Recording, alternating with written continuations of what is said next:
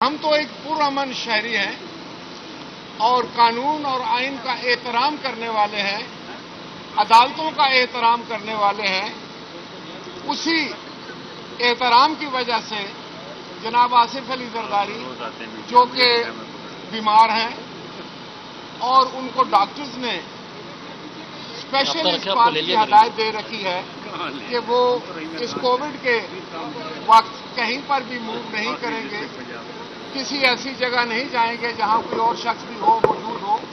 तो उसके बावजूद सिर्फ और सिर्फ अदालत के एहतराम में जनाब आसिफ अली जरदारी साहब पेश हुए।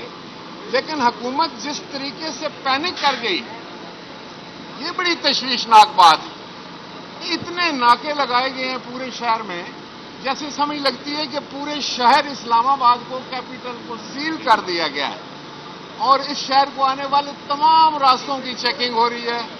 हर शरीफ आदमी को गाड़ियों से उतारा जा रहा है और मैं समझता हूं उनको बेवजह तंग किया जा रहा है और इसकी जितनी भी मजम्मत की जाए कम है। ये ओपन कोर्ट है, यहां जो भी आए और उसके साथ इज़हारे यकजहती के लिए जो पार्टी कारकुनान आते हैं अपने लीडरों के साथ, उनके रास्ते में इस तरह की आप देख रहे हैं कि किस तरह बार्ब वायर लगी हुई है, रुकावटें खड़ी की हुई हैं। तो ये सब बातें इस बात की निशानदेही करते हैं कि हुकूमत वक्त नहायत ही जो है वो नाअहल है और वो अदालतों का, जमहूरियत का, जमहूरी इदारों का एहतराम करने से कासिर है। सदर ममलकत, ये क्या केस है, जरा इस पे तो गौर फरमाए। ये केस ये है कि कोई एक कार जो है वो तोशा खाने से गई है, किसी प्राइम मिनिस्टर ने दी है। अरे भाई, अगर यूसुफ रजा गिलानी साहब ने दी है तो क्या इससे पहले कभी ऐसा नहीं हुआ? तोशा खाने के अगर रूल्स एंड रेगुलेशन है उसके तहत दी गई है तो क्या जुर्म है? इसमें कोई करप्शन की गई है? तो मां सवाए बदनाम करने के, उनकी कैरेक्टर असैसिनेशन करने के, मीडिया ट्रायल करने के, तो ये मैं समझता हूं बड़ी घिनौनी बात है। बहुत एक ऐसी बात है जिसको जितना भी कंडेम किया जाए उसको वो कम है। और ये मदीना की रियासत बनाने वाले ये कहा करते थे कि इतना रोजगार होगा कि यहां नौकरियों की बारिश होगी।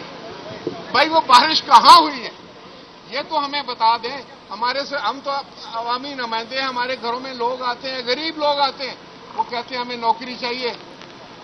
आप 50 लाख नौकरियों, 1 करोड़ नौकरी की बात करते थे, 50 लाख घरों की बात करते थे, 40 रुपए किलो आटे की बात करते रहे, वो 65 रुपए का बिक रहा है। जिस 70 रुपए की चीनी की बात करते थे वो 115 रुपए की बिक रही है।